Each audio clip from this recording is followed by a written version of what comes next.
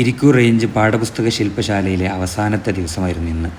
അധ്യാപകരംഗത്ത് വർഷങ്ങളുടെ പാരമ്പര്യമുള്ള അനേകം പണ്ഡിതന്മാരായിരുന്നു വിദ്യാർത്ഥികൾ. ഓരോ ബെഞ്ചിലും ഓരോ A4 ഷീറ്റ് വീതം നൽകി ഇഷ്ടമുള്ളൊരു രൂപം ഉണ്ടാക്കാൻ ആവശ്യപ്പെട്ടു. 5 മിനിറ്റാണ് സമയം. എന്തു മനോഹരമായാണ് ഓരോരുത്തരും കളിയിൽ പങ്കാളികളാകുന്നത്.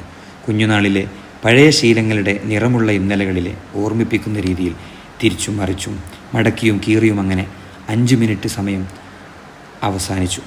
പിന്നീടാണ് ശരിക്കും പണി കൊടുത്തത്. ഇനി ഉണ്ടാക്കിയ പ്രോഡക്റ്റ് എന്തെന്ന് തീരുമാനിക്കണം, ബ്രാൻഡ് നൽകണം, വില നിശ്ചയിക്കണം, ക്വാളിറ്റിയും പ്രയോജനവും പറഞ്ഞ് സദസ്സിന് മുന്നിൽ മാർക്കറ്റ് ചെയ്യണം. സമയം 30 സെക്കൻഡ്.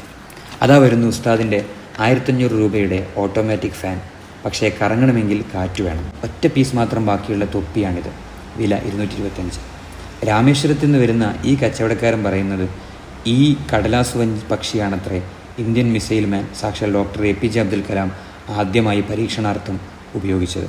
ഇതൊരു പണസഞ്ചിയാണ്, വിലയില്ല. പണം തന്നാൽ ഇദ്ദേഹം സൂക്ഷിച്ചു വെക്കും. ഇത് 150 രൂപ മാത്രം വിലയുള്ള എയർഗൺ. പ്രയോജനങ്ങൾ അനവധിയാണ്. നാസർ ഉസ്താദ് എന്നു പേരുള്ള ഈ വഞ്ചിക്ക് 1 ലക്ഷമാണ് പറയുന്നത്. ഇത് ഇരിക്കൂർ പാലം വരുന്നതിന് മുമ്പേ ഉപയോഗിച്ചിരുന്ന തോണിയാണ്. ഇത് അമേരിക്കയിൽ നിന്ന് ചൂടോടെ ഇറക്കിയ മറ്റൊരു വഞ്ചിയാണ്. ഇത് മംഗലപ്പുരയിൽ ഒരേ സമയം തൈരും അച്ചാറും അതേസമയം കച്ചമ്പറും സപ്ലൈ ചെയ്യുന്ന തൂക്ക്. വെറും 25 രൂപ. മുബീസ് സിമ്പിൾ ഹാൻഡ് ഫാൻ. ഇത് 1000 രൂപയുടെ ഹംസമാണ്. അലങ്കാരമായി ഉപയോഗിക്കാം. 250 രൂപ വിലയുള്ള ഗിഫ്റ്റ് കൊട്ട. 50 ലക്ഷത്തിൻ്റെ എയർ ജെറ്റ്. ഓർഡർ അനുസരിച്ച് കസ്റ്റമൈസ് ചെയ്ത് കൊടുക്കുന്ന പേഴ്സ്. അങ്ങനെ അത് കഴിഞ്ഞു.